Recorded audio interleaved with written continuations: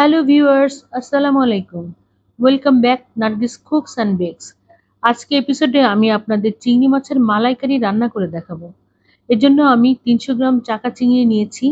চাকা চিংড়ি গলদা ও বাগদা চিংড়ি থেকে ছোট, তবে স্বাদের দিক থেকে গলদা ও বাগদা চিংড়িকে হার মানায়। প্রথমে আমি চিংড়ি মাছের মাথা, লেজ, গায়ের খোসা ও পিঠের শিরা ফেলে দিয়েছি। তবে আপনাদের দেখানোর জন্য ৩টি চিংড়ি মাছের শিরা না ফেলেই রেখে দিয়েছি। চিংড়ি মাছের এইখানে শিরা থাকে, এইভাবে ছুরি দিয়ে বা বটি দিয়ে কেটে চিংড়ি মাছের শিরা ফেলে দিচ্ছি। এখন আমি এইসব উপকরণ দিয়ে চিংড়ি মাছের মালাইকারি রান্নায় চলে যাব। ৩০০ গ্রাম চিংড়ি মাছে আধা চা চামচ হলুদ গুঁড়া এবং সামান্য লবণ মেখে দিচ্ছি।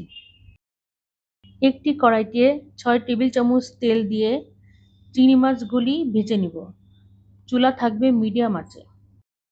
চিংড়ি মাছগুলি এক এক করে কড়াইতে দিয়ে দিচ্ছি।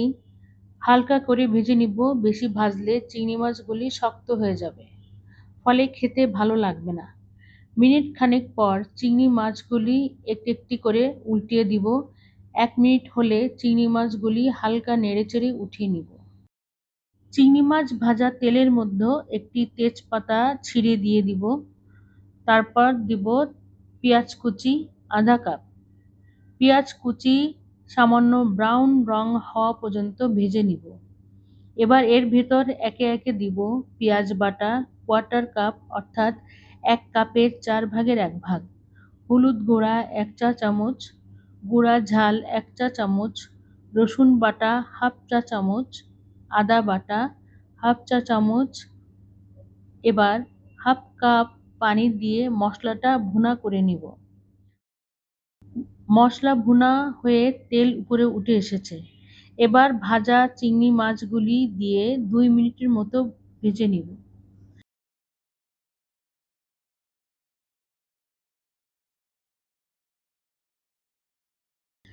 দিব আধা চা চামচ জিরার গুঁড়া এবং মিনিট খানেক নাড়াচাড়া করে ১ কাপ নারকেল দুধ দিয়ে কড়াইটি ঢেকে দিব। ফিরে আসছি ৭ মিনিট পর।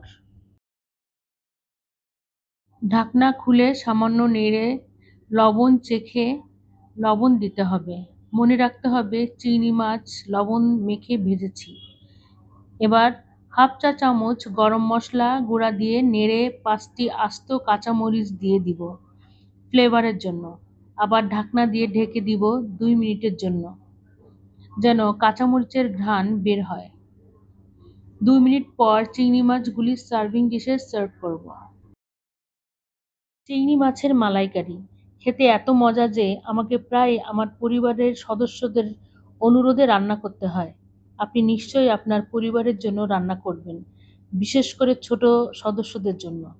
রেসিপিটি ভালো লাগলে আমার চ্যানেলটি লাইক দিয়ে অবশ্যই সাবস্ক্রাইব করবেন। এ পর্যন্তই। আল্লাহ হাফেজ।